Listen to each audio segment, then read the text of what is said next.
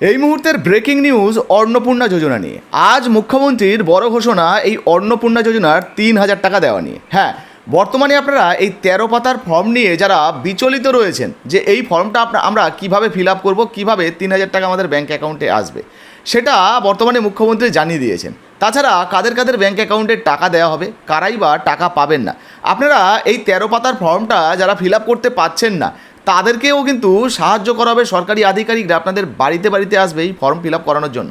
শুধু তাই নয়, নতুন প্রকল্পে নতুন সুবিধা মহিলাদেরকে দেওয়া হবে আগামী সোমবার থেকেই। এর সঙ্গে যদি আপনার কোনো সমস্যা হয়ে থাকে তাহলে সেটা সরকারকে কিভাবে জানাবেন, অন্নপূর্ণা যোজনায় কোন ধরনের ব্যাঙ্ক অ্যাকাউন্ট আপনাকে দিতে হবে তবে আপনি আপনার ব্যাঙ্ক অ্যাকাউন্টে টাকা পাবেন, তাছাড়া কোন কোন শর্ত আপনাকে অন্নপূর্ণা যোজনার টাকা পাওয়ার জন্য মানতে হবে, বেশ কয়েকটি প্রশ্নের উত্তর এই ভিডিওতে আপনারা জানতে পারবেন। চলুন প্রথমে মুখ্যমন্ত্রী শুভেন্দু অধিকারী এই অন্নপূর্ণা যোজনার যে 3,000 টাকা দেওয়া নিয়ে এবং অন্যান্য ঘোষণা নিয়ে কি জানিয়েছেন আগে আপনাদেরকে লাইভ একটু দেখিয়ে দিই।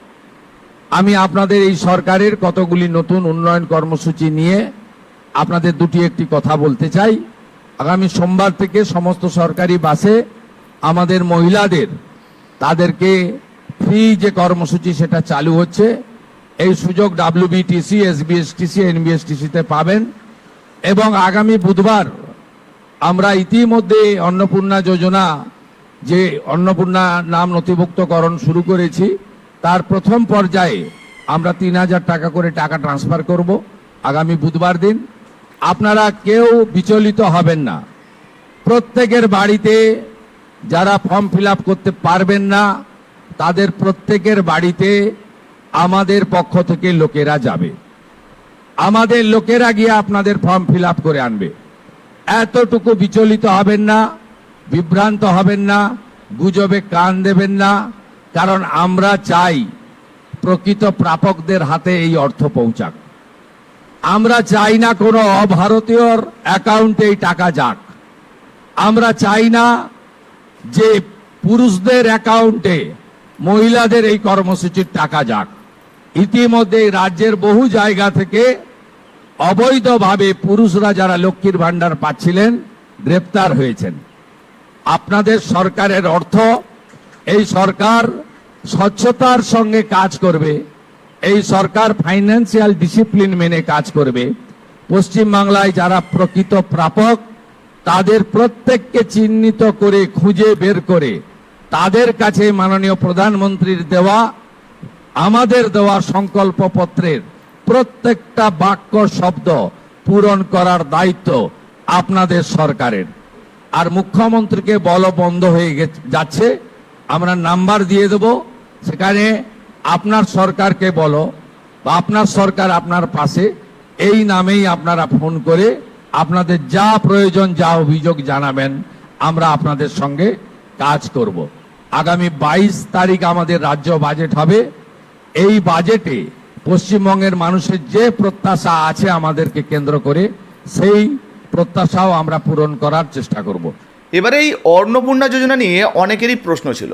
অনেকে জানতে চাইছেন যে দাদা, এর আগে লক্ষ্মী ভাণ্ডার প্রকল্পের সুবিধা আমি একেবারেই পাইনি, আমি নতুন করে আবেদন করতে চাই, তাহলে কি আমাকে ওই একই ফর্ম ফিল আপ করতে হবে? হ্যাঁ, ওই ফর্মটাই রয়েছে, আপনি চাইলে ওই ফর্মটাই অফলাইনে ফিল আপ করতে পারেন, কিংবা যখন অনলাইনে আবেদন শুরু হবে আপনি চাইলে অনলাইনেও কিন্তু আবেদন করতে পারবেন এবং ডকুমেন্ট আপলোডের আশা করি সিস্টেম থাকবে, সেখানে আপলোড করে আপনারা আবেদন করতে পারবেন, কোনো সমস্যা হবে না।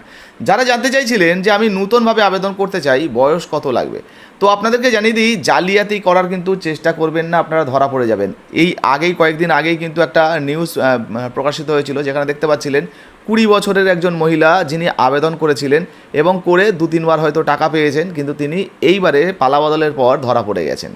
তো ওই রকম ধরা পড়লে আপনিও সমস্যায় পড়তে পারেন। অবশ্যই আপনার বয়স 25 থেকে 60 বছরের মধ্যে হতে হবে, তাহলে যদি আপনি আবেদন করেন তাহলে সরকারি নিয়ম অনুযায়ী আপনি কিন্তু আবেদনের যোগ্য, আপনি টাকা পাবেন, কোনো সমস্যা আপনার হবে না। অনেকে জানতে চাইছেন যে দাদা, আমি যে মহিলা আবেদন করছেন সে সরকারি চাকরি করে বা সরকারি কোনো সংস্থায় পার্মানেন্ট জব করে, পার্মানেন্ট যে নির্দিষ্ট যে বেতনের মাধ্যমে তারা স্যালারি পায় আর কি, তো সেক্ষেত্রে সেই মহিলা আবেদন করতে পারবেন না? এই রকম মহিলা কিন্তু আবেদন করতে পারবেন না। যারা সরকারি কোনো চাকরি করেন, সরকারি সংস্থায় কাজ করেন, ইনকাম ট্যাক্স দেন, এই ধরনের মহিলা তিনি কিন্তু আবেদন করতে পারবেন না। কিন্তু ধরুন ওই মহিলা কোনো বেসরকারি ছোটোখাটো সংস্থায় কাজ করে আর সামান্য মাইনার কাজ করে এবং যেটা সারা বছরের আয় মিলিয়েও ইনকাম ট্যাক্সের আওতায় আসে না, তো সেক্ষেত্রে ওই মহিলা কিন্তু আশা করি আবেদন করতে পারবেন, আপনার কোনো সমস্যা হবে না। আর সর্বশেষ আপনাদেরকে একটা গুরুত্বপূর্ণ আপডেট জানিয়ে দিই। অনেকে জানতে চাইছিলেন যে দাদা অন্নপূর্ণা যোজনায় আমরা যে ব্যাঙ্ক অ্যাকাউন্টটা ব্যবহার করব সেটা কোন ধরনের ব্যাঙ্ক অ্যাকাউন্ট ব্যবহার করতে হবে। তো আপনার কাছে যদি কোনো সেভিংস অ্যাকাউন্ট থাকে আপনি চেষ্টা করবেন সেভিংস অ্যাকাউন্ট দিয়ে আবেদন করার। আর যে ব্যাঙ্ক অ্যাকাউন্টটা দেবেন সেই ব্যাঙ্ক অ্যাকাউন্টের সঙ্গে যেন ডিবিটি লিঙ্ক করা থাকে এবং আধার লিঙ্ক ব্যাঙ্ক অ্যাকাউন্ট লাগবে, তাহলেই কিন্তু আপনার ব্যাঙ্ক অ্যাকাউন্টে টাকা ঢুকবে, না হলে আপনার ব্যাঙ্ক অ্যাকাউন্টে টাকা ঢুকতে সমস্যা হতে পারে। শুধু তাই নয়, আপনারা যারা ভাবছেন যে আমাদের তো জয়েন্ট ব্যাঙ্ক অ্যাকাউন্ট রয়েছে, জয়েন্ট ব্যাঙ্ক অ্যাকাউন্ট দিয়ে আমি আবেদন করব, সেক্ষেত্রেও বলবো জয়েন্ট ব্যাঙ্ক অ্যাকাউন্ট নয়। যে মহিলা আবেদন করছেন সদস্য ওয়ানে ধরুন ওই মহিলার নাম দিচ্ছেন, ব্যাঙ্ক অ্যাকাউন্ট নাম্বার দিচ্ছেন, তো ওই মহিলার সিঙ্গেল ব্যাঙ্ক অ্যাকাউন্ট করুন। এখনও তো 3 মাস সময়, মানে অনেক দিন সময় রয়েছে। তো আপনারা সিঙ্গেল ব্যাঙ্ক অ্যাকাউন্ট করে জমা দিন, আশা করি আপনাদের কোনো সমস্যা হবে না। অন্নপূর্ণা যোজনার 3000 টাকা আপনাদেরও ব্যাঙ্ক অ্যাকাউন্টে ঢুকবে।